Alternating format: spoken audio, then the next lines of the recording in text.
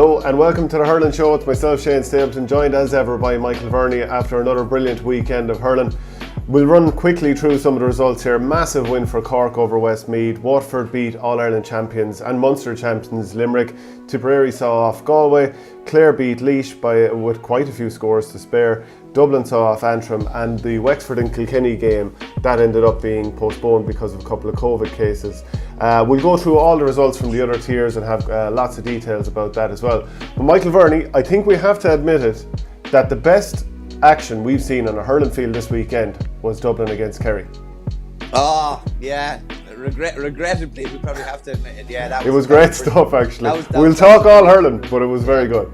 No, that was a brilliant game, in fairness. I think the hurling fair improved an awful lot this weekend too. I think it was an awful lot more exciting. I think teams are kind of settling into themselves a bit more. Even, Tip and Galway maybe didn't set the world alight, but it was still another good game. It was an interesting game. Tip showed a little bit more, I think, than they had shown maybe in previous weeks as well. And as for Waterford, massive win down there in Walsh Park against Limerick. And I was down there yesterday and I came across what I think is one of the, and I'm going to have to get an explanation from someone in Waterford, but I'm assuming Conor Gleeson's Ramos nickname, which all you could hear coming from the Waterford bench was a boy Ramos. But I'm presuming it's in homage of Sergio Ramos, and maybe they both play on the edge. They're both defenders. They're both generally nearly the last line of defence. They both maybe have to go into the dark arts a small bit sometimes. But I'm assuming that's why he's called it. But I'd be interested to hear what other good GA nicknames there are. I know we've kind of talked about good GA nicknames before, but I've never heard someone being referred to as Ramos before. Personally,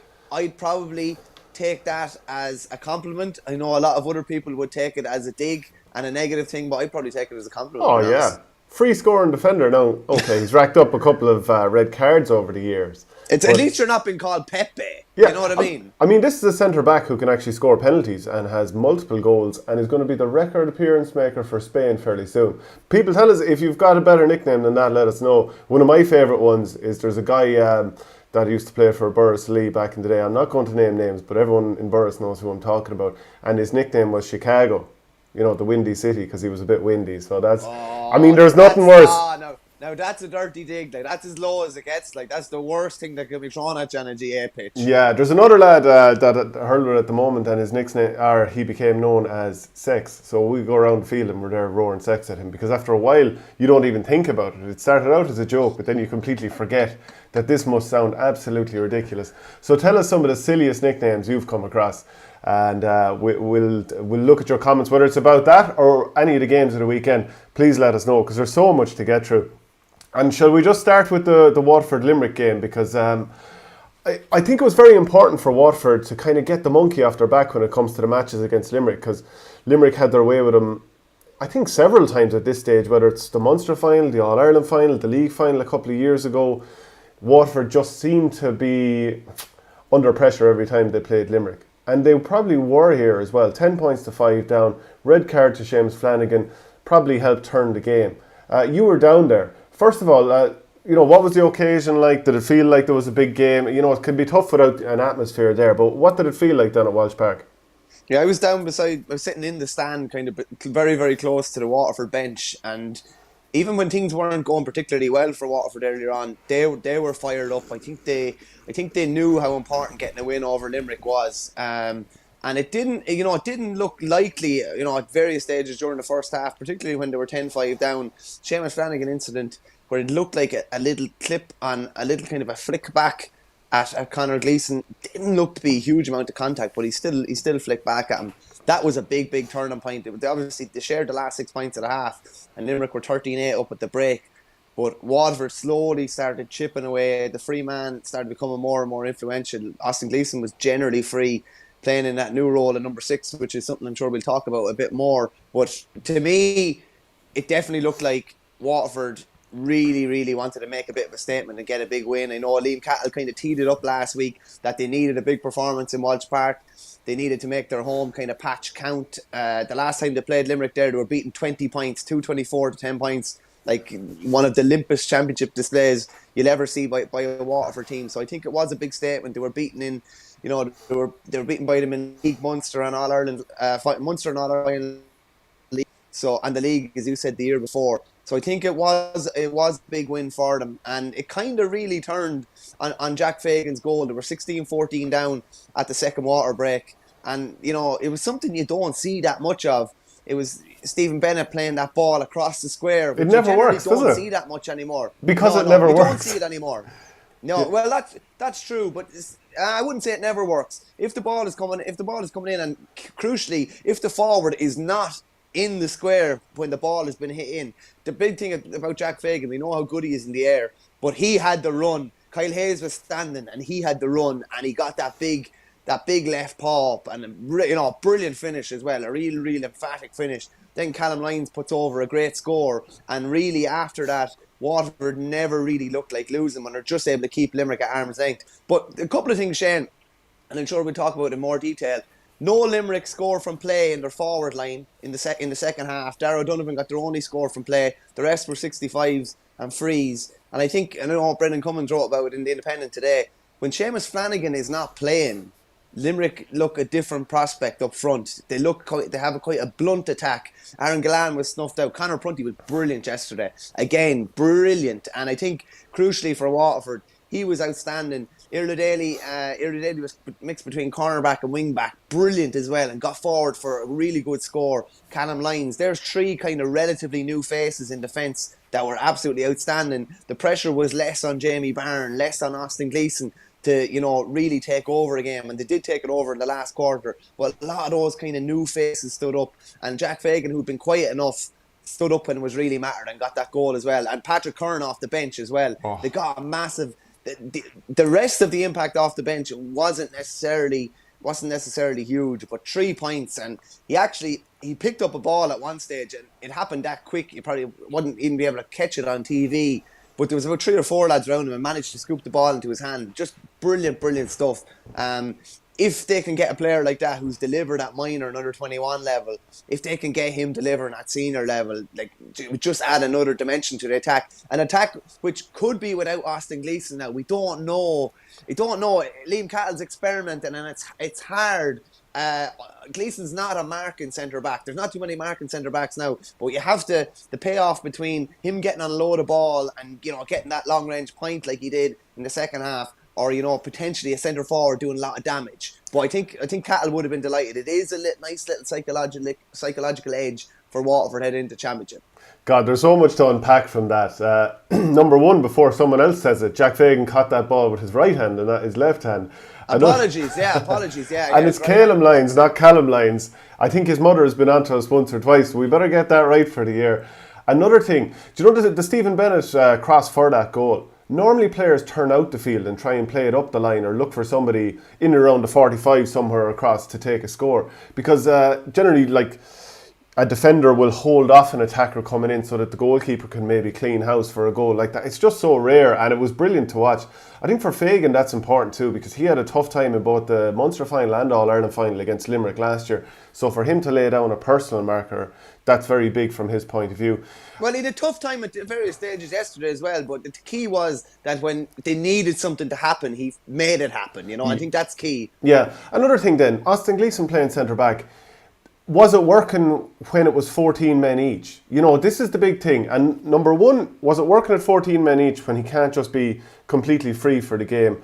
Number two, will it work against the Limerick team that don't start taking their key players off late on in the game? Peter Casey was taken off, Aaron Gillan was taken off, some younger players were brought in, younger players were left on the field. So, Limerick have gone 3 games in a row without winning. They've 1 goal from their last 6 competitive games. Is that fair in saying? Haven't scored since they beat Tipperary. Those 3 goals in the Munster semi-final. Apart from the goal against Galway last week, that's 1 goal since that Tipperary game. Yeah, so it's fairly paltry scoring so far in the league. If you compare that with the Championship last winter, I'll just run through the 5 games that they had to win the All-Ireland. Scored 36 points against Clare, 323 against Tip, 25 against Waterford, 27 against Galway, 30 against Waterford when they played them for the second time in the All-Ireland final. That's an average of 30 points per game in the Championship. And it's fallen off the cliff. Now, John Kiley's trying stuff out. And, we'll go back into that and see, is there a bit of a Limerick wobble, or are we exaggerating because it's so early? But just back to the Austin Gleeson point. Number one, does it work? Number two, a lot of teams are trying to experiment at the moment. I mean, Noel McGrath going back into the forwards, he's played there for years. It's not a massive experiment, obviously, but they're rejigging. Joe Canning to midfield, he's played there at the club many times, you know, but it's trying something different out. Austin Gleeson, he's played centre back, but they're trying it out again. Not so much can Austin Gleeson play centre back, and he did go there a little while last year in the league, and it didn't work out great. Remember against Tipperary, he got sent off, wasn't going particularly well. But then, of course, his form shot up in the championship. It's very difficult to find really dangerous attackers. Towards the latter end of last year, Austin Gleeson was, to my money, along with Stephen Bennett and Calum Lyons, the best player for Waterford. It's very difficult to find someone who can score you 5 points from play from the forward line. So it's not so much that he can't play centre back, of course he can.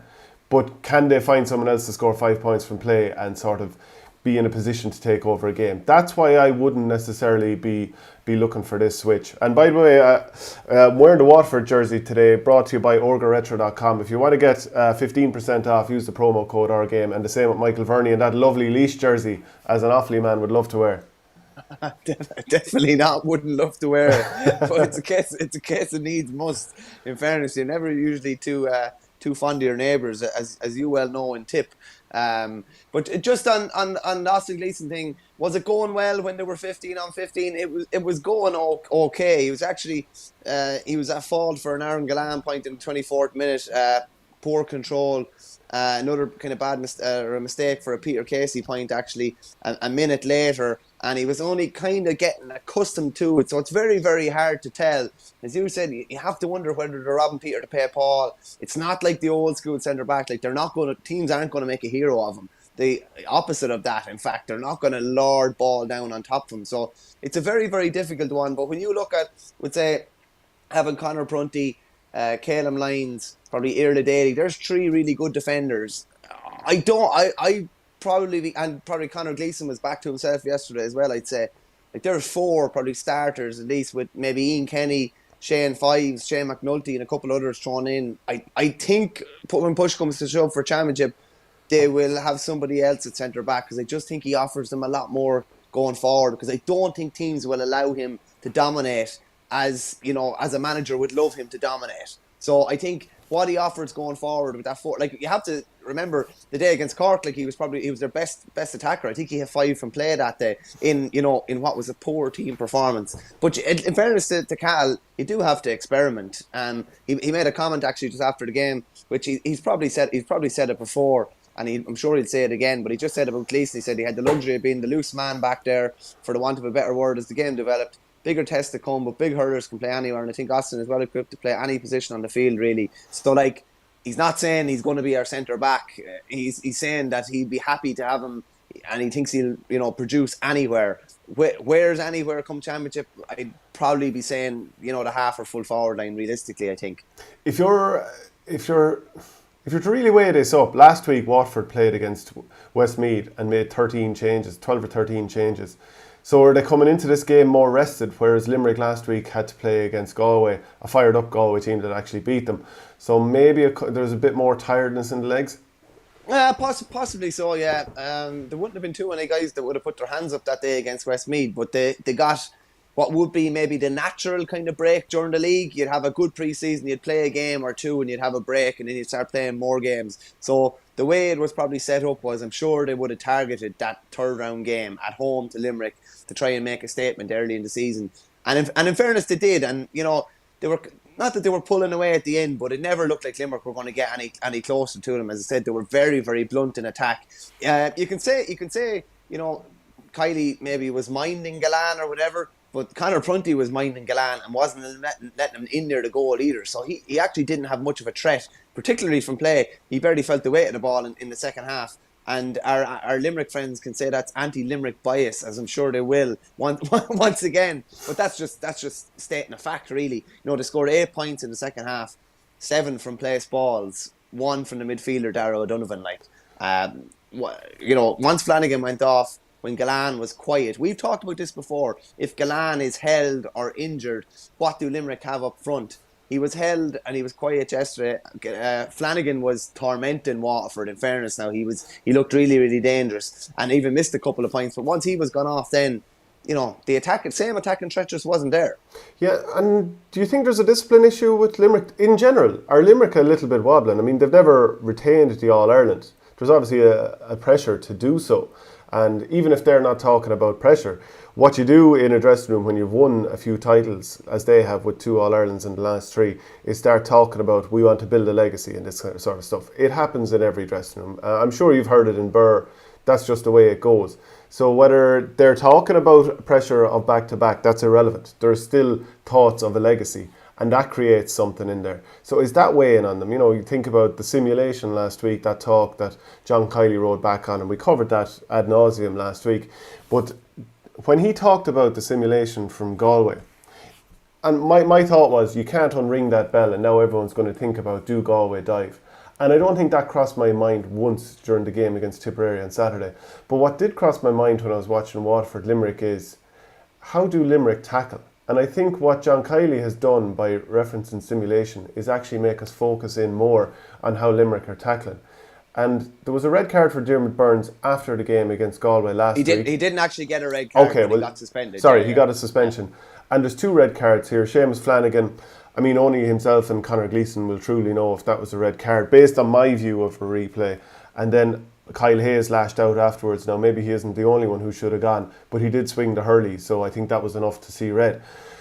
They're not scoring as freely as they were. They're certainly not scoring goals. A couple of key men are not playing brilliantly, and maybe just kind of rejigging is the issue, or maybe they're just trialling guys out, and this is what happens, and maybe the league isn't that important to them. But to me, is it like, you can't ignore these factors. You can't just say it's grand and it'll be all right on the night. There are factors at play here, and there is pressure internally within Limerick to go and do what hasn't been done before. Well, I put it to you this way, Shane. You kind of said there, maybe the league's not important to them. The league has never not been important to them before. They've wanted to win. What's been said, Limerick are like Kilkenny under Cody in those glory days. They want to win every trophy that they possibly can. The league, they're obviously a winless 2021. Tipperary, in hindsight, really should have beaten Limerick on that opening night as well. So they could have been staring 3 defeats in a row. As you said, they've trialled out some new players, but they've a lot of their best players just not at the pitch at the moment. And Tom Morrissey, in the 2 games that he started and finished, wasn't close to the levels he was in 2020. Gerard Hegarty played the 1 game against Galway and was good, still wasn't up to the levels of 2020. He missed yesterday with a bit of a knock. I think Graham McCarthy is resuming full training this week as well, but they just haven't been up at the levels of 2020. Interesting. John Kiley, we kind of speculated about it last week that they've been going through a heavy training regimen. What he's saying is that they were back training later than everybody else. They obviously finished later than everybody else. But he just said, we just asked him after, are you disappointed with no wins in 3 games? And he just said, of course, we'd like to have won, but we're in a competitive group. Galway and Waterford last year's beaten finalists, the previous year's All-Ireland champions, and the champions the year before that. Look at the quality you've had to play. They've good work done. They're in great shape. It's been a challenge. That's almost as if saying that it's basically implying that they have more work done than them. He's still confident that they will come right when it matters. He just said, I know we're making great strides and we're happy with the progress we're making. In terms of our performance levels, I'm strongly of the opinion that we're going in the right direction. We still have a lot of work to do, but we have 5 weeks to get it right, and we will. Regardless of how much training they're doing, the performances on the pitch just do not resemble what we saw in 2020 when they were imperious from start to finish. And there has to be a bit of worry. Of course there does, because it's a short enough time to turn it around. It's 5 weeks before they play Cork in that big Munster semi-final. The discipline issue, you have to say that when the Limerick cage is rattled, they don't seem to be reacting to it too well. Diarmaid Byrnes, I think the game was just over. It was a bit of a striking incident. He missed the game yesterday. Hayes gets a straight red for, that was just pure frustration, really. Flanagan's, I'm not so sure. Limerick were kind of on top at the time, so you definitely wouldn't say it's frustration, but it was needless. So now you have Hayes and Flanagan going to be missing for that Cork tie in 2 weeks' time, which is a precursor to that championship game. So you definitely, there's going to be 3 players suspended within 2 games. They've scored 1 goal since that Tipperary game last year. They conceded their first goal since the Tipperary game yesterday as well. the attack is not putting up the same sort of scores as they did last year. So you'd have to say there are some alarm bells ringing. Kylie was a lot cooler after the game yesterday and maybe didn't react like he had the week before, didn't want to talk about any mention of the week before or comments or anything like that. But you'd have to say, I'd imagine there's a little bit of worry there. They're still the standard bearers, they're still the team to beat. But, they have a lot to prove going into the championship now. Yeah, like years ago, you would have thought Limerick, there's a team that could implode on you. And there might be a few Limerick people taking that up the wrong way. But these days, what you expect from Limerick is just excellence at all times. And that's generally what you got. I mean, last year, they were just so predictably brilliant in every single game. And everything they did, it felt like there was nothing left to chance. And it was like playing chess on a hurling field. And I mean that completely as a positive. They were so good, like playing great hurling, great shooting, great skill, great power, great physique. And they still have all those things, but it's pulling it back together. And are we exaggerating the effects of this? I mean, yourself. I don't think you can exaggerate, No, Shane, and you can't just turn form on and off like a switch. I mean, he is trying a lot of younger players, and like Conor Boylan, I think he's very good at running with the ball, and he was fouled a number of times by the Waterford defenders. Sometimes it felt like they fouled him when they didn't need to, but maybe they were just so scared of his running power that they felt like they had to. So if you're on the one wing and you have Boylan running at you and you have Kyle Hayes coming behind him like a train as well to run at you, I mean, that's a serious threat. Aaron Gillan, when he hits full form, he's a huge threat as well. But like you said, same as the All-Ireland semi-final last year when he probably wasn't right against Galway. We talked about that a lot at the time. He didn't get into the game massively, and that had a huge impact on how the scoring rate that Limerick produced in that game. So I do think that John Kiley would be a little bit concerned about the direction of the team just at the moment. Because even if you just look at the league table and, obviously it doesn't matter all that much whether they win the league title or not, they're still massive favourites for the All-Ireland. Like there's no doubt about it. They are very, very big favourites. But like Cork are top with 5 points. Then Tip, Galway, Waterford all have 4 points each. Limerick have 1 on -10 scoring differential. And Westmeath, of course, are going through a tough time, -66 scoring differential on no points at all. So do you believe that this brings Waterford back to where they were last year in the sense of the pecking order? Because, there's no Taig de Burka. Billy Nolan has actually come in and done quite well. Pádraig Mahoney hasn't played just yet. Where are Waterford? Mahoney's not part of their plans at the moment. He's not part of the squad at the moment. So where are they at? Yeah, it's hard to know, especially with that question still around number 6. I think it was an important win to get yesterday. Hey, weren't they? They were probably losing that game if it stayed 15 men each. So a lot of this is exaggerated, isn't it? Yeah, potentially so. Yeah. They took advantage of the situation when it arose and slowly started chipping away at Limerick. Are they where they were this time last year? No, but I don't think any team is anyway. Look at Limerick are trying to find their feet. Waterford are trying to find their feet as well. Tip have mixed probably the good with the bad. Galway have mixed the very, very good with the bad last Saturday. So it's hard to gauge where they are. I'll put it this way: when the situation arose yesterday and Flanagan was sent off, Waterford won a game that they should have been winning against a team that has been a real bogey team for them in recent years. So I don't think he can do much more than that. Just a quick couple of comments in, Shane. Jimmy Juice's Bars, lads, how did the Daily not get Lake Nahimera yesterday? Loved the way he put that in Irish and not man of the match. He put in a way bigger shift than Conor Prunty or anyone else really. Sound jersey, Verney. I have the same. Yeah, it's nice if you're from Laois. Connor David, just about talking about Limerick, makes the next day for Limerick a big one. With respect to Westmeath, you wouldn't want to go into championship with that as your only win, and that's a fair point. If Cork were to beat them the next day, and they're playing Westmeath in the last game, you'd wonder, are they going to learn a huge amount from that Westmeath game, and then maybe it could be sleepwalking into a Munster semi-final. Connor David also said form is temporary. He never said class is permanent, or didn't add that in, but I presume that's what he meant.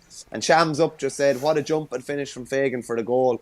Great to see him showing that performance for Kilkenny wasn't a once off. It's hard to, it literally was a salmon leaping up to catch the ball. It was literally a perfect example to any young player or any player in general about timing. It's all about timing and trying to get at your highest point when the ball is in around there, and you can take advantage of a man being in a standing position. But that was the game changer, really. Yeah, you don't let the ball come down to you. You go up and meet it at its highest point. That is the key to a high ball. And I think probably second only to getting a brilliant score, whether it's a goal or a point, catching a high ball, especially a contested high ball. Is there any better feeling in playing GAA than that? It's Don't glorious. know. I've never done it, so I don't know. I'm sure the other one came down and hit you on the head or something like that. Hit off the helmet, off my hand, and ended up in my fingers somehow. Yeah, well, that's why they call you the Offaly odd job, isn't it? The Offaly odd job. That's the new one now. Yeah. Yeah, you were slated our for... Limerick friend, who is seems to be nameless and faceless, came up with that, and it's probably going to stick now at this stage. In fairness, at least it's a bit of alliteration. Like I'll give him that. Yeah, no, we need our trolls nameless and faceless. That was good work. Hey, it was very, like, I wondered sometimes about Walsh Park when it's on a windy day and, like, Billy Nolan's puck out landed on the 6-yard box at one stage. Aaron Gallan hit a free from his own 45 and it had an extra 20 yards on it. It hit the top of the net. It was a little Stephen bit comic. Bennett hit a free backwards to Gleeson. Gleeson struck it from his own 45, and I think it went over the ball stopper. It's a little bit ridiculous, isn't it? I mean, it does get to the point where we really need... I hate the idea of changing this, that and the other because it's such a great game, but I mean, that is a little bit... It's nonsense when you have players knocking balls over from 100 yards and they're only kind of tipping the ball. Yeah, one of my friends is getting on to me there. He's saying about I keep banging on about the slitter. I think it needs to be a bit heavier. I just don't think you should be able to do that. Or at least if you're striking from the 45, like you should have to put that much of an effort into it that there's way more chance of it going wide, not a little flick of the wrist. But he's saying a soccer referee, particularly at underage level, would check the boots of a player. He's saying that he thinks that a referee should be going around checking the boss size of hurls before the start of every game. And he actually said if it's too big, get the measuring tape out. Now I don't agree with that. I think it's too much. But I think that would be a bit of a nonsense. Yeah, but, well, you probably have like that 50 players between both panels, and they probably all have 3 hurleys. So there's a nice bit of work in it there for the referee. Yeah, with that. Whereas I just think if you add that bit of weight to the ball, and the ball generally, you can check the balls that have been used in every game and try and make it as much of a uniform ball as possible. Be some crack if they did make the ball a bit heavier. You'd have all these rogue slitters going around for long frees near the end of matches, and lads bringing balls in towels and all this kind of crack. Is there anything to be talked about with regard to the yellow slitter, because there's a chip in it, like they're the smart ball and what have you. Is the ball anyway lighter? Is there any little hollow for the chip or something like that? If anyone out there is this is just off the top of my head, like that I thought about last night. If anyone out there has any thoughts on that, let us know. Or is it just it's the same even with just the usual white slitters? No, I think it's the same, Shane. Like we get our club balls imported there, and they have the club crest on it. But like I remember Owen Cattle, who was playing for Offaly, I remember him hitting the ball wide. He took a sharp puck out and received it at his own 21. And I remember him putting it wide. That was the old white slitter. Like anybody that has a good strike it like in excess of 100 yards, absolutely no bother. So I don't think it's anything to do with the slitter changing. Interestingly, I was chatting to Sean Brannock yesterday, and he said a fella came up to him and said, when was the first yellow slitter used in a hurling match? And Sean was like, probably the Super 11s or whenever that was used. And he says, apparently, and we must check this out, apparently there was a yellow slitter used in the 1963 league final. So we'll have to check that out. If we have any historians out there, any GA statsmen on Twitter or anything like that, we'd have to find out. I'll check it after, but I think it's an interesting one, an interesting fact check. How did Shane Bennett play? He's back with Waterford this year. How did Desi Hutchinson play? Probably wasn't an ideal day for corner forwards. Desi Hutchinson was quiet, showed a couple of good touches earlier on, but Sean Finn kind of has his number when they've met. Sean Finn was probably the one real ray of light for Limerick yesterday. He's absolutely outstanding. Couple of maybe one or two maybe misplaced stick passes, but he was brilliant. Desi was taken off at the second water break. He was quiet. Shane Bennett, interestingly, was named at 5 and ended up playing corner forward. And I don't know why. I don't know why you would do that. Conor Gleeson was named at 11. Started kind of in the full back line, full back, corner back. Gleeson was named midfield, started centre back. Shane Bennett named 5, playing in the full forward line. They were absolutely all over the place. Shane Bennett was quiet as well. Had a couple of kind of little snapshots in around the goal, but never really threatened from play. And I think he was taken off. He was taken off in around that second water break as well. But again, that's his first game in probably about 23 months for Waterford. So he's going to get better. And just a question then on Declan Hannon. How do you feel he settled back in? Quiet enough as well. In fairness to Waterford, they played around him a good bit, and if they did put ball in around him, there was generally a lot of bodies. He was never contesting a ball by himself. And because Waterford had the free man at the back for most of the game, when they were putting a long puck out down, they were able to get, commit bodies and not be worried at the back. He was quiet enough. Interesting to see, I saw a clip last night when that row was taking place. He was in there, but not really in it, which I just thought was interesting from a captain's point of view. I thought that was strange to see. Usually, if you're in, you're in. But I'd imagine as well, even with that melee at the end, I think, not saying that Limerick would be more forceful if that happened again, but I think that sometimes you just need a little reminder, a little kick up the backside with these things. That'll probably be said to him. And he'll be, if something like that happens the next day, he'll almost be the instigator in a good way, if you know what I mean. He'll be leading by example the next day. But when you haven't played in a while, sometimes you're just kind of focusing on your own game, and you're not, that's not at the forefront of your mind when something like that happens. Sounds like you're promoting melees and getting stuck in, one in, all in, huh? No backing down. I do agree with the one in, all in to some extent. Well, I'll tell you what, Verney. I don't mean you have to be punching and things like that, but I think everybody standing up for your teammates is a positive thing. Well, I'll tell you, the next day if that happens, we're going to set the tone. We're going to be the ones driving them backwards. Isn't that what's going to be said in the dressing room? Yeah, there you go, yeah. Yeah. Okay, so let's jump. Anyway, get all your comments in. Let us know what you thought of that game. A reminder, we're brought to you by orgoretro.com, and use the promo code 15%, our game if you want 15% off for the likes of this jersey here from Waterford and Michael Verney's lovely leash. Leaks. And let's jump on to the Tipperary against Galway match Saturday at Semple Stadium. I was there for 2:19 to 20 points. Some brilliant goals in the first half from Tipperary. Jason Ford, first of all, after an assist from Noel McGrath, and then Ford returned the compliment for the Lochmore man for a great second goal as well. Galway did come back into the game. It turned into a bit of a wide fest early enough in the second half, and then ultimately Tipperary pulled away towards the end. I think from Tipperary's point of view, after a couple of draws against Cork and Limerick, this will make them feel pretty good about themselves. 4 points from 6 available. Definitely, and they threatened the goal, Shane. They hadn't threatened the goal in the previous game at all. And in fairness, probably Noel McGrath been in around that kind of half-forward spot and drifting into those kind of goal-scoring positions. Like, that was just, beautiful little reverse hand pass for Jason Ford's goal. Then he didn't need any second invitation when he was in around the 13 for his own goal as well. There was just a bit more of a threat up front, and they were able to mix the goals in the first half, and then they didn't really need to press the Galway goal that much in the second half, and they were able to take the points from out the pitch.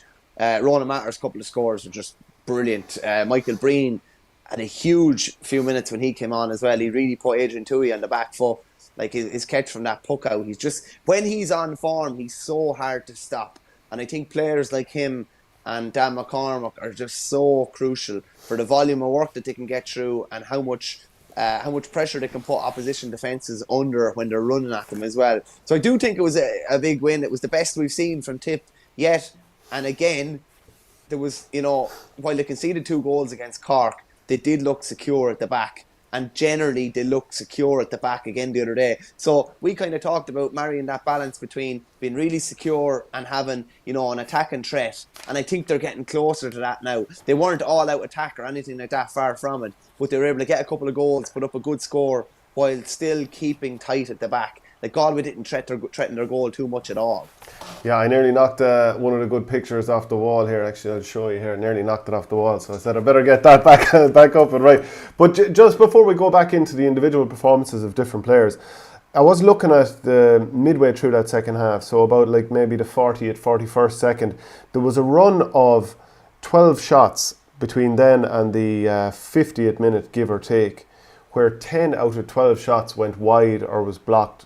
It actually became very frustrating to watch, and where you're almost throwing your eyes up to heaven going, for God's sake. But it's very understandable, only 3 weeks back. So you do better out there yourself. You can be sure of it. You can be absolutely sure. It's one thing you can certainly not be sure of. But let's jump into the Tipperary team and the spine of the team. Paddy Maher played full back again. Seamus Kennedy was centre back.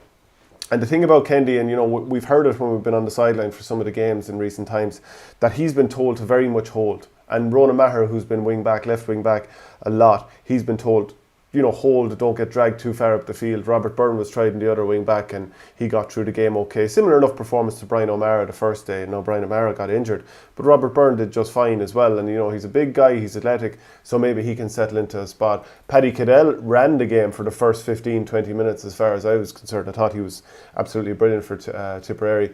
And then Galway got themselves back into the game and Joe Canning got on a nice bit of ball midfield. Conor Whelan was certainly tied down very, very well by Barry Heffernan. But just what are Tipperary trying to do this year? I think it's very clear that they're not going to be cut open as they had been the last couple of years by Limerick in particular. And I think Seamus Kennedy's athleticism at centre-back, people might say, I'd rather Ronan Maher centre-back because, he's a brilliant striker of the ball, he's great in the air.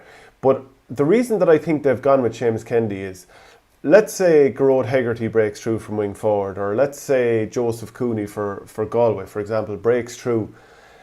Certain lads, if they're trying to get back on those players, they're losing ground. If Seamus Kennedy is turning and trying to get back, vast majority of players, he's gaining ground on him straight away. He's a serious athlete, very good use of the ball, very good in tight areas. I think probably playing a huge amount of football as well for Clonmel Commercials would be a big part of the composure on the ball, because you just absolutely have to have that in Gaelic football, which you could say the same for Paddy Cadell because he plays a nice bit of it for J.K. Brackens. I think that's why they've gone with that there, and also so that he can get back and protect Paddy Maher, who's full back. Sometimes, Shane, you don't need to be on the ball that much at centre back. No, because he's filling spaces and he's not allowing the team to even think of making that run. Yeah, and I think you know what I mean. And I think he will still have a shot from distance now and again, but I think he's less likely to. And I think Tipperary need to be careful with the amount of long shooting that goes on. Ronan Maher can score a few, but you don't need that many wides. It can be very frustrating. You've seen a couple of the games now where Tipperary are just driving long ball after long ball, but there was less of that here. Do you think Noel McGrath going into the forward line could be the spark for Tipperary again? He was arguably hurler of the year in 2019. He was certainly not too far off the sort of standard set by Seamus Callan during that championship.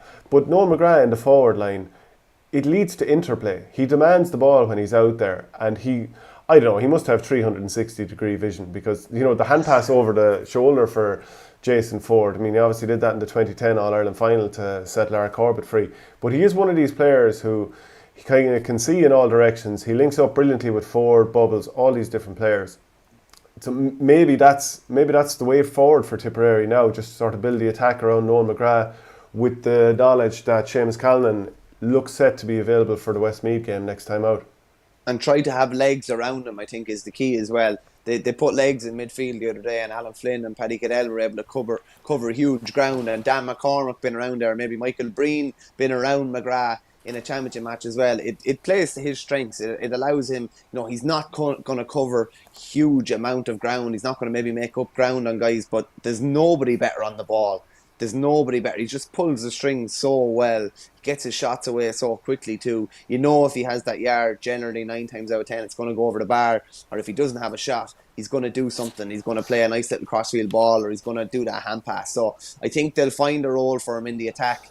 As I said before, they're going to have to probably be careful about. They're going to have to mix his brilliance with lots of legs around him. So, I probably don't envisage an attack for championship. Maybe with him, his brother John and Bubbles all been in the one attack for championship. Probably two out of the 3. But Noel does make them click. He just makes things happen. Do you think that he deserved a red card for the whip across Pádraig Mannion during the second half? As I looked, I was watching. It wasn't too far away from me at the time. I thought, that's loose, and if you connect with a player the wrong way, that is a red card. But it did seem to propel the ball on a little bit more. I actually haven't seen a replay of the incident since. But Joe Canning was very upset, and he was saying to the referee, "Are you for real?" and that you have to protect players. So that was something that I could hear him say from the sideline. Did you think? The only thing I'll say is, Shane, even if he didn't connect with the ball was in around the vicinity. Wasn't a great stroke. Just 10 or 15 years ago, there'd be outlads up in the crowd like that going up and taking it's the best thing ever. Whip on it, keep it moving. But I think even with the lack of crowd now, things like that are even exaggerated a bit more, and noise is exaggerated a bit more. But I definitely don't think it was a red, yellow at most. Yeah, were you impressed with what you saw from Galway in a general sense? Darren Morrissey had a couple of good moments at cornerback. Dahi Burke started out a little bit ropey in his return, but still had some good plays. TJ Brennan wasn't too bad. But Tipperary did score 219, so put up a decent score. Joe Canning midfield, can you see him staying there? Well, it was interesting. Like he wasn't on the ball in the first quarter at all, and I think the key to Galway turning things around was actually getting him on the ball. The ball seemed to just keep away from him in that first quarter. Can I see him staying there? I probably can. Again, he's going to have probably Johnny Cohn or someone like that who's going to cover huge acres beside him. Interestingly, the hurler on the ditch had an interesting tweet the other day. He named out a potential back six for Galway who would all be left-handers. He put Kevin Cooney, who had a couple of decent moments in attack, but was probably quiet enough in the wind-up. I think he plays in the backs or can play in the backs. He had him, I think, TJ Brennan, Garrod, McInerney, Dahi Burke. There's a couple of other left-handers that I can't think of off the head, but whatever about having maybe a left-footed full forward line in football or something like that. I never would have even considered having an all left-handed backline in hurling, but potentially Galway could have it at some stage, which I think was interesting. But the sending off, it was probably similar to last year in the championship game. Jam Mannion came in, was sent off. I didn't see much of it. It's hard to see it in the replay as well. But again, Cottle Barrett was at the centre of absolutely everything for Tipperary, and I think Barrett is one of these players that, not that he divides opinion, but if he's on your team, you literally think he's the bee's knees, because he does everything you want in a cornerback. He's just so tigerish. He's just legs and arms everywhere. He's getting in on top of defenders, and he's real inspirational force even when he comes out with a ball. There's not many cornerbacks that will get that roar from the crowd and that will, influence play that much from back there. But he definitely does. But if he's not on your team, he can almost be, hate figure is way too strong. But you know what I mean? He's a Philly McMahon. He upsets opposition supporters. He almost upsets opposition players. But you'd have him on your team every day of the week if he was, if he's available to you. But I thought he was absolutely brilliant. It's one of the best kind of cornerback displays I've seen in a long, long time, because it is hard to influence play from cornerback as much as he did at the weekend. Yeah, and I think his pace covers for, like, Paddy Maher's obviously going to go down as a legend of the Tipperary, in Tipperary hurling folklore. He's done so much and missed, was it only a couple of minutes in the last decade in terms of hurling starts. He's been a great player, but I wonder is pace a little bit kind of he's not quite getting there as quickly as he was before. I don't like hammering it too much, but he was under pressure a couple of times, giving away frees. Kind of, yourself, as you get a little bit older, you tend to end up on the floor a little bit more because you're stretching to get there, and it doesn't quite happen as naturally as it would before when you were hip to hip against younger players. So I don't know if he'll necessarily be fullback throughout the entire thing, but there's a nice bit of pace around him, and against a physical type player, there's still a role for him.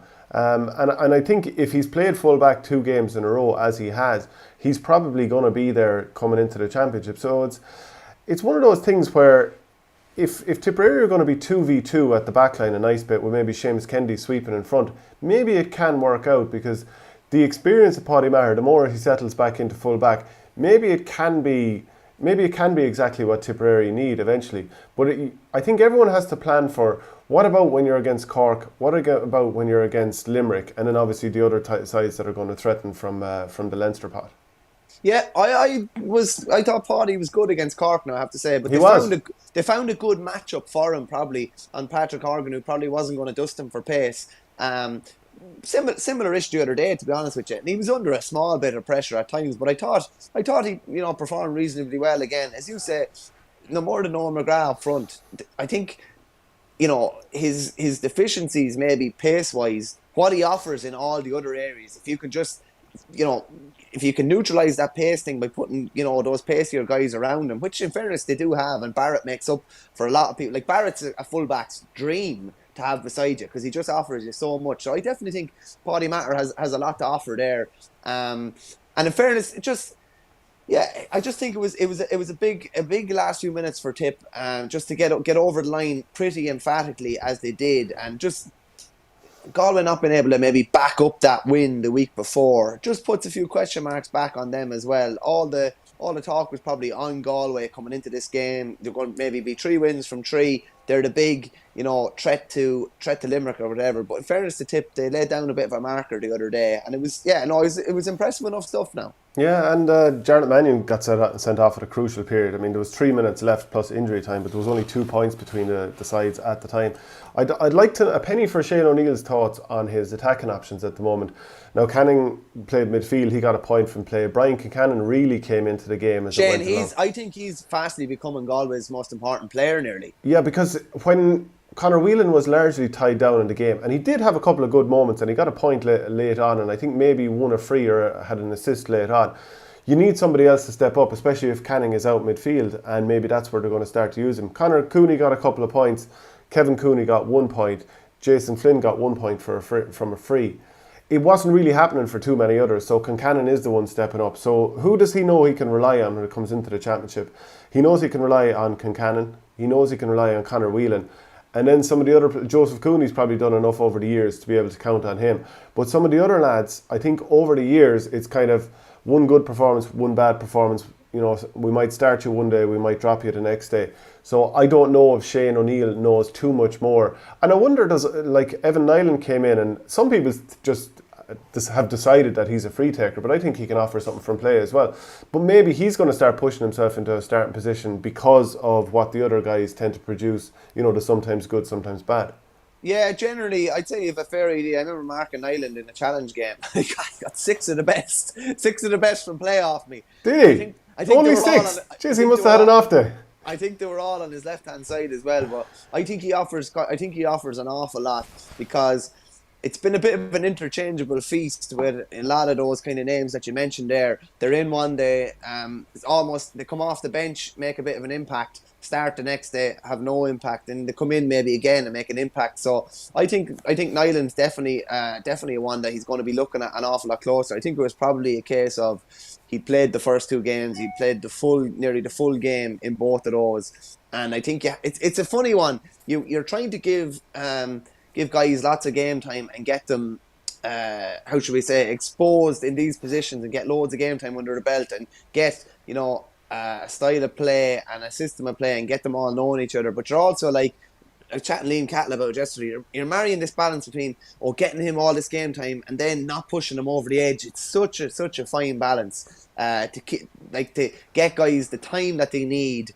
and yet not push them over the edge where they pick up a calf or a hamstring knock that leaves them out for 3 or 4 weeks. So I think Shane O'Neill has probably shuffled the deck to that respect, and I think maybe winning the other day wasn't the most important thing. It was probably they took Joe Canning off. I think at the second water break, if they really wanted to win that game, he wouldn't have been taken off. But having played maybe 20 minutes the first day, he got the guts of 55 minutes in the other day, and will probably by the end of the league play a full game. So it's kind of a tricky kind of a balance. Same with Gallan for Limerick. Gallan came on and played 20 minutes against Galway. He played maybe 60, 65 the other day. The extra 10 minutes maybe to finish the game maybe would have pushed him over the edge as well. And all of a sudden it's counterproductive. So it's a tough job for managers.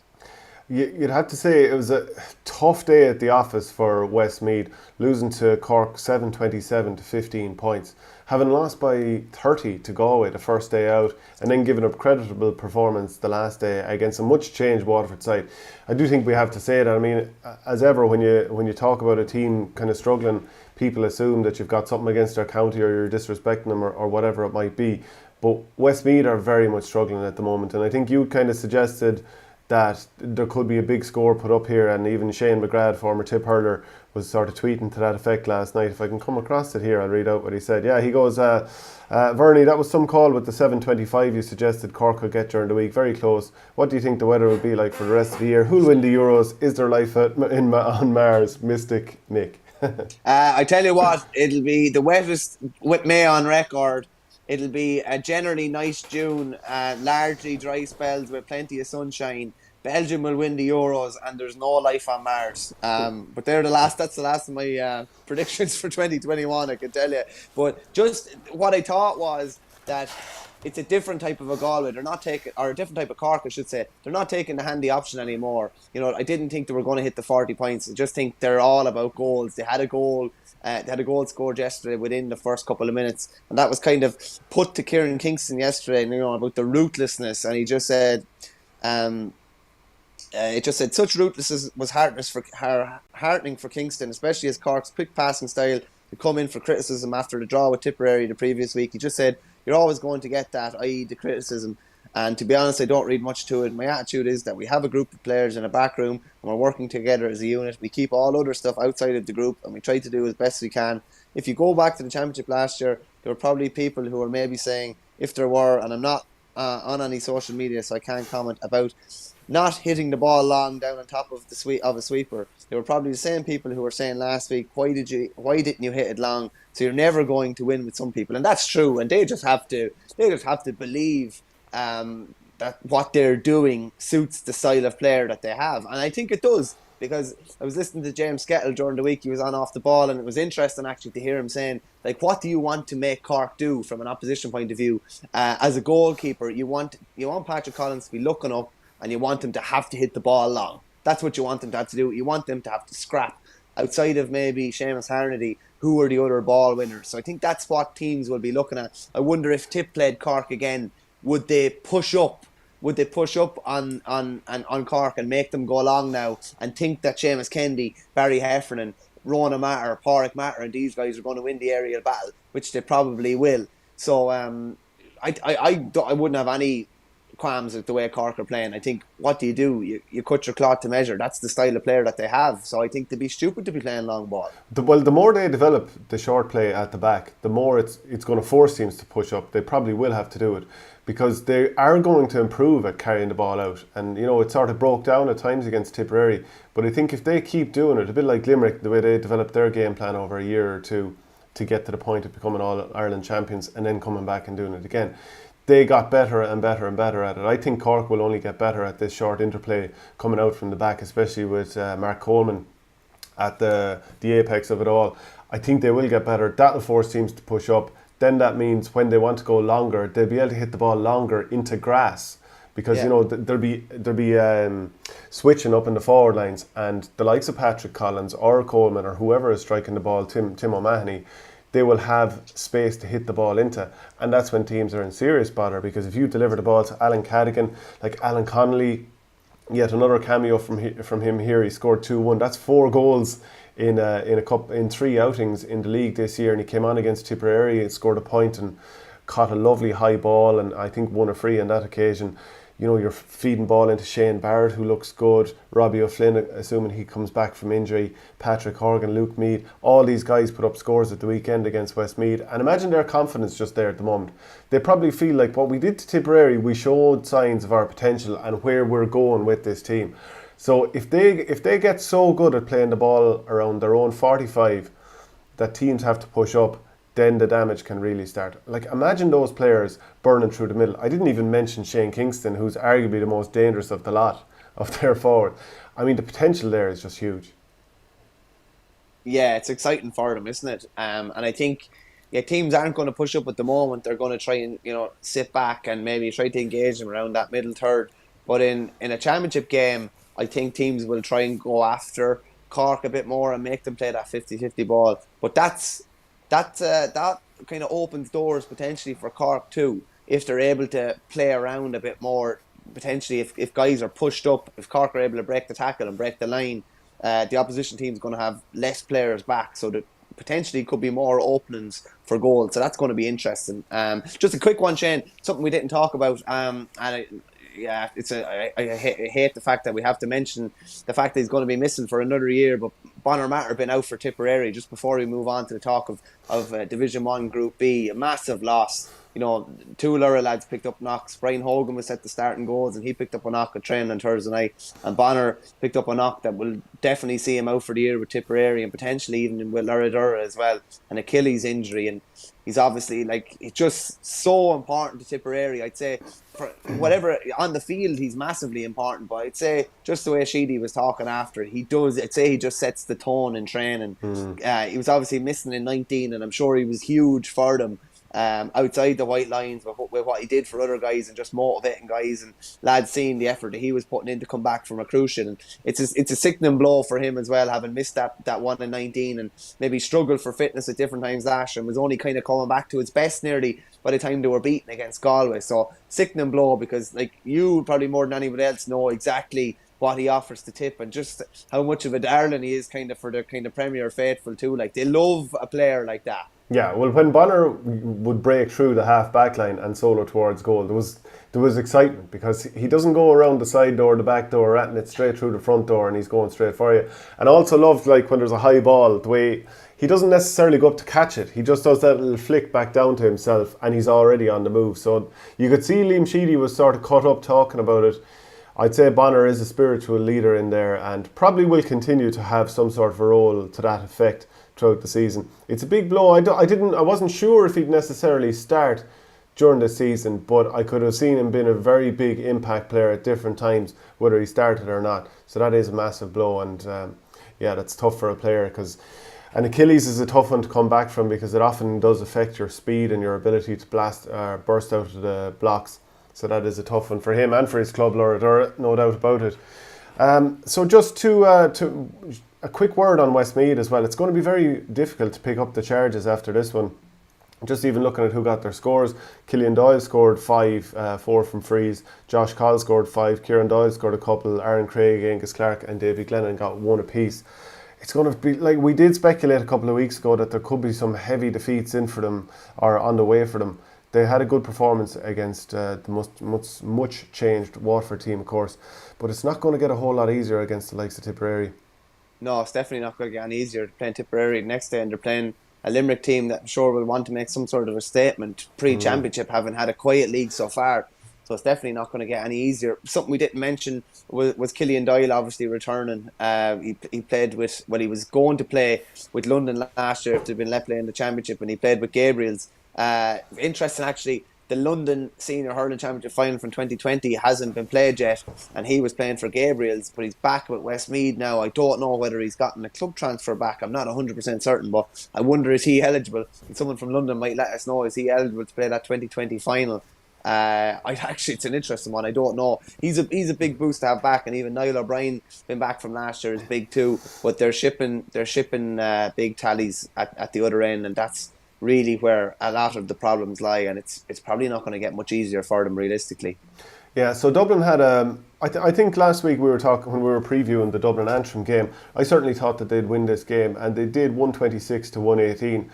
They didn't start out particularly good, because Antrim went 5 points to 3 ahead, and then Dublin ended up scoring 12 of the next 13. Now the free taking really let Antrim down during that first half and even early parts of the second half. A couple of times Kieran Clark and Neil McManus, it didn't quite go their way.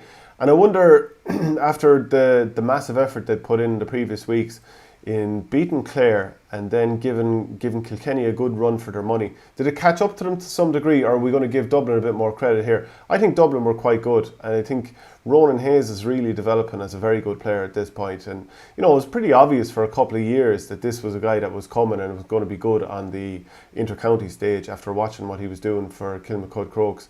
But there was one stage he went on a ridiculous run. It's on the Our Game Twitter account there, where he collects a ball and he tries to offload it. Somebody clatters into him, an Antrim man, gets up, flicks the ball up, goes between 2 or 3 lads, somehow manages to keep a solo run going, gives it back, and then his teammates mess up the chance. But Hayes it was brought back for a free to Hayes.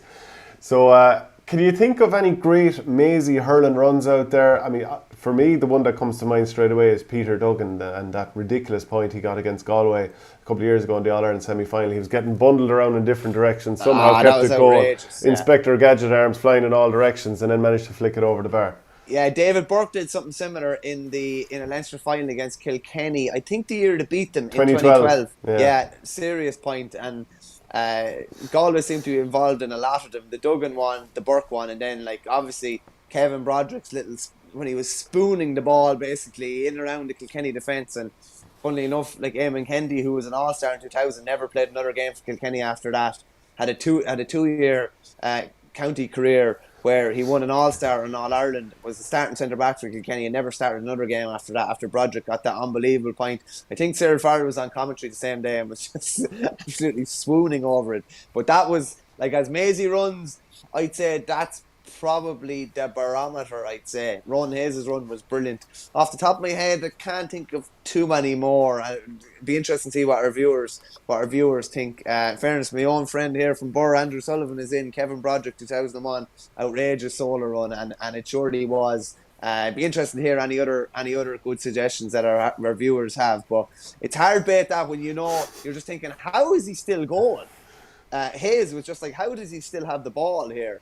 And it was phenomenal. And at least other guys might have messed up, but at least he got his reward, and it was a point scored from a free. When I think of goals where people are just trailing in somebody's wake, remember Austin Gleeson's debut goal for Waterford when he was playing wing forward back in 2014, solo and along. And I think if you sort of freeze frame just as he's about to strike, there's 7 different players, Cork players, in the shot trying to get somewhat close to him, but they just can't get near him. But Johnny Glynn's one against Cork, I'd say, would be another one. I just got the ball and they're still going. Yeah, still going, yeah. Andrew Sullivan again has Kieran Carey in against Clare in 96. Obviously, Yeah. that was just like one of the most iconic points ever scored. But interesting to hear any other suggestions from our viewers. It's hard, while it's a team game, it's hard bit of individual brilliance and just defying all laws of gravity, balance, and everything. I think Antrim, they seem to have a bit of a habit of falling a little bit behind in these past couple of games. They went way behind against Kilkenny, I think 8 points before it was brought back level. And they went 10 points behind against Dublin before bringing it back to 4. So that shows, number one, maybe they switch off, but number two, they obviously don't give up and they keep going. And this is a really good sign for them. They definitely have the weaker side of the two league groups. I think we said that a few times, and hopefully no one takes a fit of the vapours and takes insult at that. It's just fact, like, Shane. It is just fact. If you're taking insult to that, there's something wrong. You see, this is where Westmeath have it tough. I mean, they're not going to be in the Liam McCarthy Cup this year anyway, and they're a little bit off the pace, and they didn't threaten to win the Joe McDonagh last year, but they've got a crushingly difficult side of the league, whereas Antrim have far more winnable games, or games that they won't necessarily be annihilated by. If Antrim were up against Tipperary, Galway, Limerick, Cork, would they have suffered Waterford? Would they have suffered some heavy defeats by now? Well, there you go, Shane. I think they would have, and this is what, like, Offaly are in a great position to be promoted from Division 2A after beating Carlow yesterday. But already I'm just thinking, geez, if they're in, Group B, it gives them, competitive games, and there's definitely 1 or 2 games that they have a chance of winning. Whereas if you're in 1A, like, realistically, like, it's so hard to win a game there. You're really coming up against, like, it's so cutthroat in Group 1A. I think it's going to be a bit more balanced next year. From what I gather, it's been rejigged a small bit, and it does need to be a bit more balanced, because, yeah, like, with due respect to Westmeath, like, most teams will be on a hiding to nothing in there, particularly a team that's just outside that top level. So it's very, very difficult for them. Yeah, and you see, the thing about Antrim is, you and I would love to see them progress, and they are progressing. And when we were previewing the season, we said we do think that they'll make some inroads this season, and already they have. And if they didn't have another good result for the entire season, this has been progress under Darren Gleeson. But you've conceded 126 against a Dublin team that doesn't put up big scores.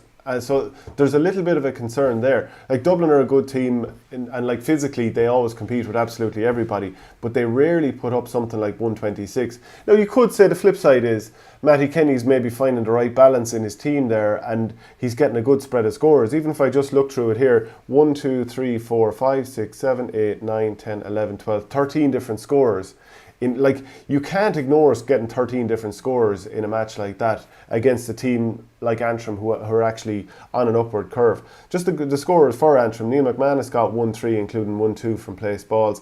Niall McKenna was brilliant again. He scored 4 points. Kieran Clark scored a 3 frees and a point from play as well, I think. James McNaughton, he was good. Keelan Malloy, he got a point. Kieran Johnson came on and he was quite good. So I'm trying to figure out, are Antrim, do you look at this as this is another good performance, or maybe this is a sign that maybe the efforts of the previous weeks are catching up to them, or maybe teams are getting more footage on them and starting to see where they can exploit them? Yeah, there's probably the surprise element is probably gone. Maybe that was there the first day, and the potential advantage that they would have had of being back maybe to training a bit earlier than other teams, just because you were allowed to train a bit earlier up the north, that might have been levelled off a small bit. Interesting to hear Matty Kenny talking after. Doesn't think there's any significance to this win when it comes to their championship match. He just said, we know from past history it's not significant at all. They're a fine side. They put in some good performances. They're physically strong. They're very fit. The final whistle there, they were going so strong, are as strong as they were at the start, so they're going to be a huge challenge for us later on in the year. I think it's an interesting one. It is difficult to put put 3 big performances back to back, but as you said, those lulls are what probably cost them in the last 2 games. I think did Dublin hit 7 points in a row or something like that. I think at one stage 12 of 13. Yeah, and that's massive. And Kilkenny, while they got Kilkenny. They got back level with Kilkenny, haven't gone down. The energy that's needed to get back level, sometimes your energy is gone then when you need to kick on. So just what Darren Gleeson said after as well, he just said the game now is really an 80-minute game, and we're playing well for 20-25 minutes at a time. We played well for about 50 minutes above in Corrigan Park against Clare. You need to be at least playing well for 40 minutes of the game, and we're not doing that. We have to look at that and ask, why is that? Is it the way we're setting up? Is it the physicality? Was it tiredness? I don't have the answers. We'll have to watch it again and break it down. So he'll be hoping that when it comes to championship time, that they're able to put in a really consistent display. And as he says, get a real high level display for at least 40 to 50 minutes. And maybe if they're not going well, and like they weren't going well the other day, just kind of stem the blood loss a bit maybe when they're not hurling well, and just reduce the damage that teams are doing when they're in their purple patch. The Dublin full backline was brilliant in this game. Andrew Dunphy, Owen O'Donnell, who completely led from the back and burst out with plenty of good ball, Keane O'Callaghan. Then the half backline looked quite good too. Sean Moore and Liam Rush and Dara Gray, who scored 3 points. So I think they really remember we talked about it could be a battle of that potent Antrim attack against that very strong Dublin defence.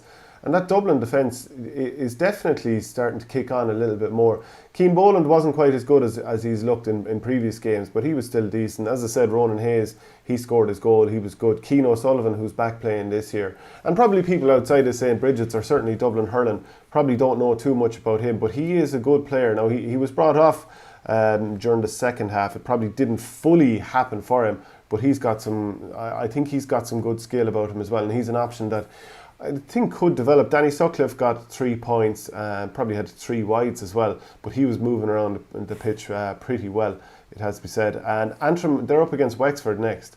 Now, Wexford had a break this weekend because their game was postponed due to COVID, but they'll have to play Kilkenny next weekend while Antrim are resting.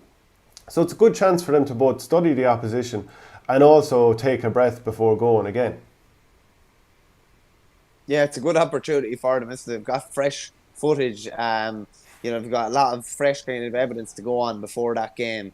It'd be interesting to see what way Antrim will go about kind of trying to stop Kevin Foley having a massive influence on play as well. So it'll be a different type of a game kind of thrown at Antrim the next day, but I'm sure they'll be keen to deliver. Like they've had, as we say, they've had good spells, just not for long enough. And I think that's but listen, you're always going to have a bit of turbulence, and maybe the first day out against Clare was sometimes you can maybe think you're at that level and have a false sense of security. At least they know that they can perform to that level. They've maybe been brought down to earth a small bit in the last couple of games, but they still have lots of glimpses of that they can compete at this level. And I think they can. I think they'll be heartened enough going into championship, as long as they get two more kind of big performances, I still think they'll fancy the chances against Dublin in that Leinster quarter final, which isn't exactly a million miles away. It's probably about 4 or 5 weeks away.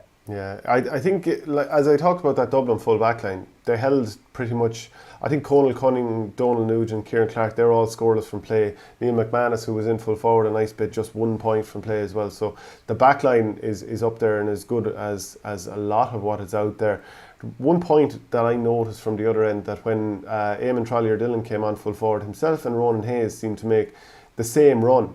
When a ball was being delivered from the back line, they seem to be making the same run, which is not ideal. You're getting in each other's way. And I know Matty Kenny likes to work on the forward movement, especially inside. So I'd say that's something they'll probably iron out for the next day, because if Hayes is flying and if you can get a good shake out of Trollier, you've got a very potent forward line in there, especially with like Keane Boland working off them, Danny Sutcliffe coming through. Chris Crummy, of course, got on the score sheet as well. And maybe he's bedding more into that half forward line.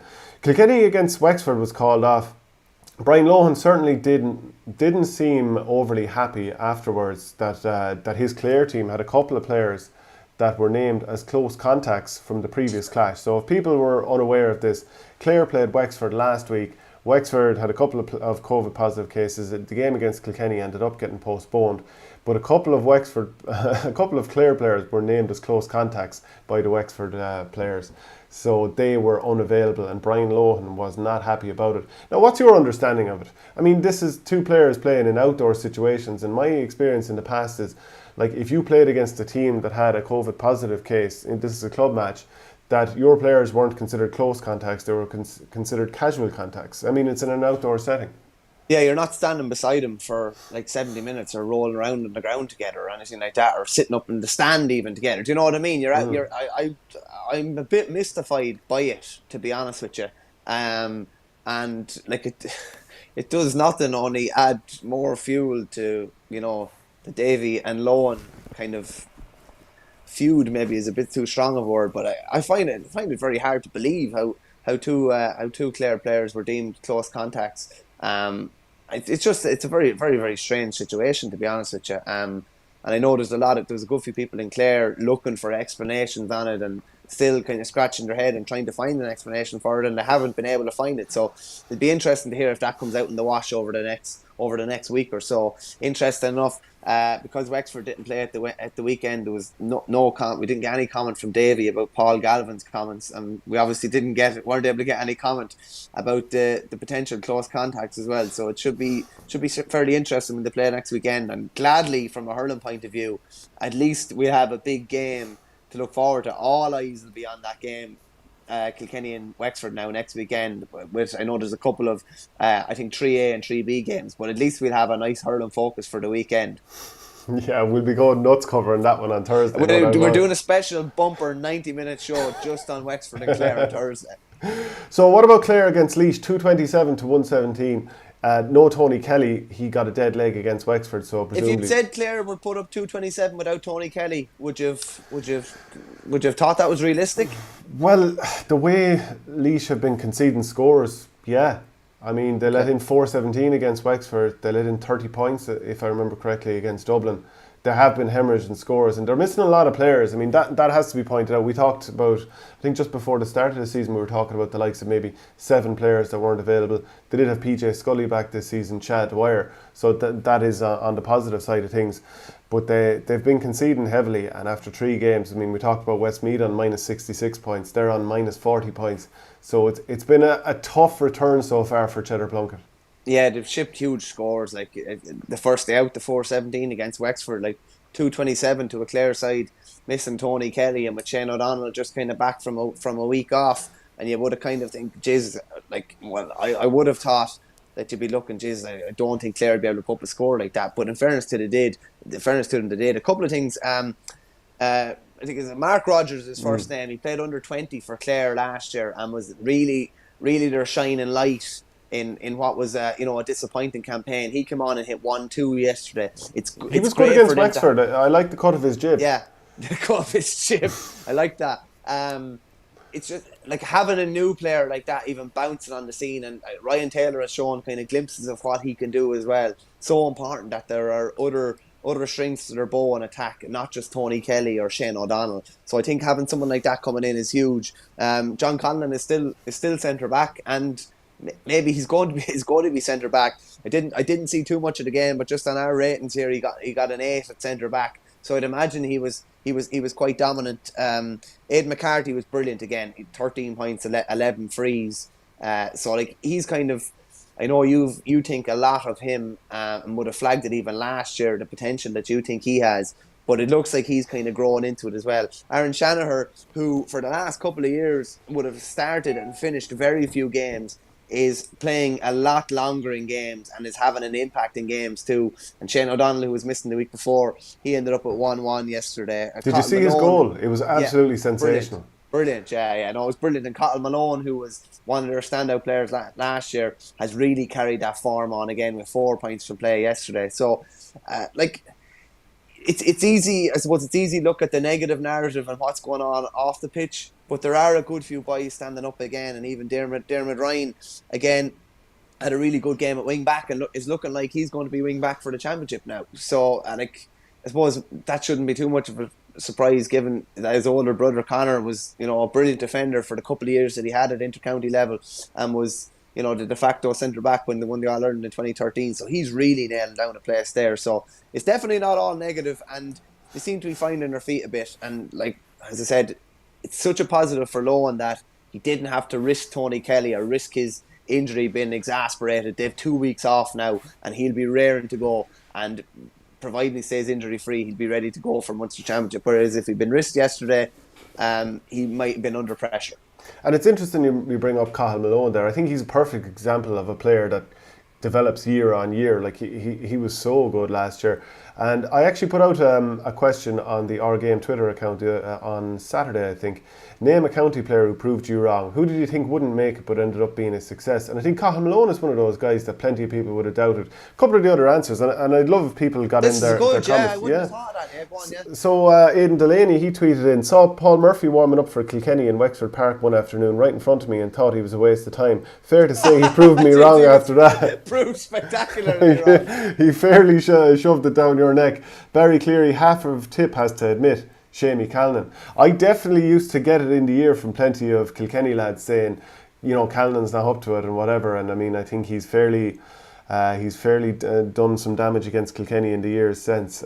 Chalk It Down says, Seamus Prendergast for Waterford, technically and skill-wise nowhere near an inter-county hurler, overcompensated by working like a dog, setting up scores for his fellow forwards, thus being a good and occasionally very good contributor over the course of his hurling career. I think Seamus Prendergast developed into a brilliant player over the years. Player, yeah. And I'd say Dan Shannon would have been, know what I mean? I'd say a lot of people wouldn't have had that much confidence in him. The next comment in was from a guy called Jemba, so good to name him twice. Big Dan had a poor first impression of him, then he went and tore it up. #beast, #Dan the man. And then John Fogarty, not John Fogarty of the Examiner, Shamey Callan, what a player. So let us know who you think are the players that kind of proved you wrong after initially maybe not lighting things up. Just a further point about Laois. Of the 117 that they got, they just didn't get that much from play. I mean, PJ Scully came up with 10 points, one of those from play, Ross King with 1-2. But otherwise, they're just struggling to get the scores. You've Paddy Purcell burning up through the centre. Fiacre Fennell has a bit of pace too, but they're just not creating. Like 117 isn't a bad scoreline, but they just don't seem to carry enough of a threat. No, they're obviously missing Picky Maher as well this year.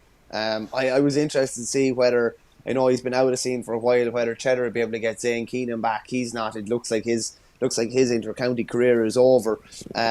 You know Willie Dunphy, even though I believe he's been named as vice captain. I think he's been named as vice captain. So there may be a possibility of him featuring at some stage, but he just can't afford to be without that sort of quality attacker. Mark Kavanagh as well. Like Mark Kavanagh was their main man when they lit it up in 2019.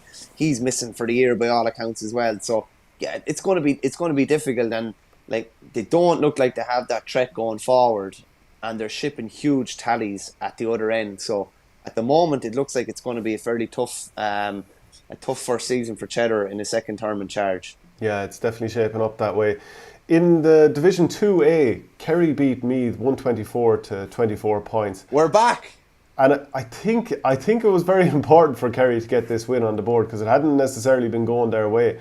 Shane Conway is back in the team and he set up a goal for Shane Nolan inside the opening minute, and that ended up being crucial, and Conway scored 11 points. So that's very important for Kerry because they were under a bit of pressure. Now they had won one previous game already, but just after the defeat to Offaly last week, Fintan O'Connor seemed fairly dispirited. Yeah, like I hope it's not been too harsh, but it did look like they threw in the towel a bit against Offaly when things weren't going well. And shit, like for a team that they've had the strong hand on in recent years, they were given an awful pace. And I know when they're missing Conway, he's probably their spiritual leader, and that maybe they don't think or believe that they can win big games without him. But they did, they didn't have it all their way against Meath at the weekend. James Torr hit a few points from defence for Meath, and Jack Regan and Pádraig O'Hanrahan were good as well. But it's important for Kerry to give themselves a fighting chance. They need other results to go their way now. They need Offaly to be beaten. Like, they probably need Offaly to be beaten by Down the next day. But it's important to get back on the horse. But listen, Shane, the conversation is all about Offaly this morning. You've revelled in having negative Offaly conversations for a long time. No. Like the Camogie team won at the weekend, the ladies footballers won at the weekend, the men's footballers won at the weekend, the hurlers won, and Shane Lowry had a top 5 finish. Like, what more do you want in a weekend for anything and everything concerned with Offaly GA? Are you telling me that Offaly are back? We were never gone. We definitely were gone. You were fairly gone. That's another. We forgot you existed there for a while. Yeah, if you were complaining. Big win because Carlow relegated Offaly in 2019, and to go down to Carlow and it was 225 to 117, beat them by 8 points. Beat them by 10 points, I should say, and put up another huge score. They've put up massive scores in their 3 games. Oisin Kelly was kind of the main man yesterday with 1-4, and Owen Cattle, who I mentioned earlier, my own clubmate, he at 1-12, 9 frees, 1-3 from play. Like, that's huge. Liam Langton had another big game with 4 from play. And it just looks like things have come together well. And it's funny because there's a good few people in Offaly, who are just realists. And last year wasn't a good year. Personnel hasn't changed that much. But something has changed within the Offaly mindset, clearly, or the way that they're playing. Everything is much slicker. And I would have potentially thought coming into this year, okay, they weren't promoted last year, they were beaten by Down in that disaster of a Christy Ring Cup semi-final. Is there going to be a bit of a hangover? There's been the exact opposite. They've been brilliant from the very, very start. They put themselves in pole position. They play Down in 2 weeks' time, and if they beat Down, they're essentially promoted back up to Division 1 hurling, which would be a huge thing for them. So kind of hats off to Mick Fennelly. Just hope they finish the job now and go and beat Down and beat Wicklow in that last game, and no messing around, and just power their way up to Division 1. It'd be like the 3 games so far they've not been flawless, but they haven't been far from it. Like they've been beating teams that have really, really dished out some really hard defeats to them in recent years. So it's all positive. They've won their games by an average of 16 points. 3 games. I mean, you can't ignore that. And you mentioned that tough loss to Carlow a couple of years ago. I mean, add into that losing to Down last year, as you've mentioned. Add into that getting relegated by losing to Kerry a couple of years ago and down to Christy Ring. It really seems like Offaly are in a position where they can get that promotion, and they're going to be massive favourites to win the Christy Ring. And to be fair, before the start of the season, you said nothing shy of probably doing both of those things is going to be good enough for Michael Fennelly. And to be fair, you have to give full credit there. His team seem unbelievably physical. And that was one of the things throughout this game that I think Carlow probably tired against them. Like, it was a good game in the first half. It was physical. The ref was letting it go. And I think Carlow probably feel they should have gone ahead. But like, Offaly pounced, I think, on a sort of a short puck out at one stage. Got a soft goal from the throw-in at the start of the second half as far as Carlow were concerned. But the fitness of that Offaly team, the way to work it through the lines and mix it up a nice bit. Like, you've got a running game, but you can also, there's stick passing and everything. So it's sort of, you've embraced modern hurling the way it should be, and the players look in great physical condition, certainly compared with 5-10 years ago, especially when you were in there. Well, I tell you what, Shane, they have a good age profile, and they're all generally mobile, quick players. And in Cal, Oisin Kelly and Liam Langton, they have, three forwards that are early to mid-20s that are really, really lighting it up and really taking on the responsibility and taking on the mantle. So I think that's huge. And Ben Keneally then at centre back. Yeah, Yeah, of course, huge. Because even when Offaly were still operating in the Liam McCarthy level and in the Leinster Championship, what was it, 2 or 3 years ago, he looked like an excellent player at that level. So I can only imagine how well he's playing. The flip side for Carlow is they do have a lot of players missing at the moment. And, I'm sure that they feel a couple of things went against them in this game and they ended up losing by 11 points for a finish. But they are missing James Doyle, who's a huge player, and we've seen that even for St Mullins as well as for the county. Ross Smithers, Ed Byrne, Ted Joyce, David English, Kieran Whelan, Richard Kelly. They are down a lot of players, so that can't be ignored, surely. No, definitely not. No, James Doyle was suspended, I think, from the week before. I think they appealed that, but didn't get it off. So they can't. No more than ourselves, we couldn't afford to be missing a couple of our better players. So in fairness, Carlow are the exact same.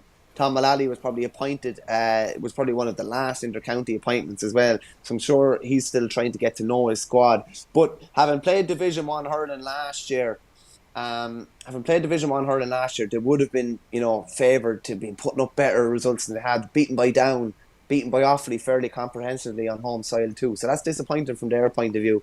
Another disappointment as well for Wicklow. Wicklow absolutely, comprehensively beaten by down 326. Wicklow 14 points. Paul Sheehan again, son of the manager Ronan, scored 11 points, 10 frees. Owen Sands got 2-1. Oshie McManus 1-3. Dottie Sands 3 points. And that's Wicklow traditionally in Auckram are much harder beaten than anywhere else, and that's a really disappointing defeat for Eamon Scallon's side. Andy O'Brien is back with them, but he scored 7 points, 4 frees, 265s. But they're struggling at the moment, and they're staring relegation in the face now. They've been beaten by Meath, they've been beaten by Down. So yeah, it's looking like nothing, only relegation to 2B for them. Yeah, absolutely. And I think Down pushed up on a lot of their puck out, forced them long and turned over an awful lot of them. Kildare's march continues in Division 2B. They beat Derry by 5-17 to 1-14. That is pretty comprehensive. And Johnny Byrne with a hat-trick, Shane. Johnny Byrne, the former Kildare footballer. Yeah. In fairness to David Herity, he picked up David Slattery once he finished playing football for the Lilies, and he's after getting Johnny Byrne as well. He actually got 3-4 from play. James Burke at 1-1 as well. David, we named through the players last Thursday. Johnny Byrne, David Slattery, James Burke, Jack Sheridan, Paul Dively, Reem Bourne. They have a lot of good players that have gotten exposure at higher levels as well. So that's a big performance. And as we said, Kildare are playing McDonagh Cup hurling this year. They cannot afford to be in Division 2B any longer. So in fairness, they've really, really pushed on, and they're in a great position to get promoted. I'd like to hold my hands up as well. Got the Donegal Mayo game completely wrong, and in fairness, the bookies got it completely wrong too. They had Mayo at 1-4. Donegal beat them in that Nicky Rackard Cup final last year, and they gave them a right pace at the weekend. It was 4-18, the 13 points. Declan Coulter hit 2-8, 8 frees. That's a big win for Donegal on home soil. Mayo were looking really, really good. Had Key Higgins back. Cottle Freeman was operating at centre forward, and Shane Boland was clipping in with a good few points. But they really, really locked them down yesterday. Keith Higgins wasn't on the mark at all. Cottle Freeman got a point. Shane Boland got 5-2 from frees. But that was a really, really big performance from Donegal, and a statement. Those two are going to meet more than likely in the Rackard Cup final again this year. Mad situation last year, where they played in the Rackard Cup final and neither of them gets promoted. I always wonder the mentality going into the next year must be very, very difficult. But big win for Donegal. The game of the weekend, scores-wise, looks like it was Longford and Tyrone, 2-22 apiece in 3A. And Sligo had a good win. In fairness, Armagh had a brilliant win the week before, and Sligo came out and hit 2-24 to Armagh's 1-18. Garodo Kelly Lynch, he did most of the score in 1-11, a goal from a penalty and 10 frees. He's a dual star as well, so he's trying to mix his time between hurling and football, which is not simple. And when you look at 3B then as well, Louth had a good win, another tight game. You could throw a blanket over a lot of these sides. Louth 19, Cavan 2-12. and Fermanagh won 19, Leitrim won 11. Have you any insight into the Cavan boys? There'd be a bit of crack at cooler training this week, I'd imagine. There will tomorrow evening. It was, I think, it was a private house for a lot of them last night. Not too happy with giving away a lead late on there, and of course it has been going down to the wire in a lot of their games late on. But haven't had too much out of them just yet. But I'll find out more as the week goes on. A point about Kildare, actually, if we just jump back up to 2B. They're top of that division with massive scoring difference, which I keep talking about here because it could be important. But they've a game fewer played than Mayo and Donegal, who are in the chase and pack in second and third, and they're still top of the league. So that just shows how dominant they've been so far. Longford picking up their first point of the season in 3A, Tyrone are top of their division, and Louth now are in good shape after a couple of games. They're on 4 points, Fermanagh are on 3, Cavan on 1, and then Leitrim are down at the bottom. They don't have a point just yet. So I think that's pretty much the height of it for the hurling show this Monday morning, brought to you by orgaretro.com. If you want to get this Waterford jersey, if you want to get Michael Verney's Laois jersey as an Offaly man, go to orgaretro.com and put in the promo code OurGame. Any other final thoughts before we finish up and the music is playing us out? No, I think the negativity has subsided. I think hurling is back. I think by round 4 or 5 we'll all be happy again. Okay, brilliant stuff. Thanks very much, Michael. Cheers, Shane.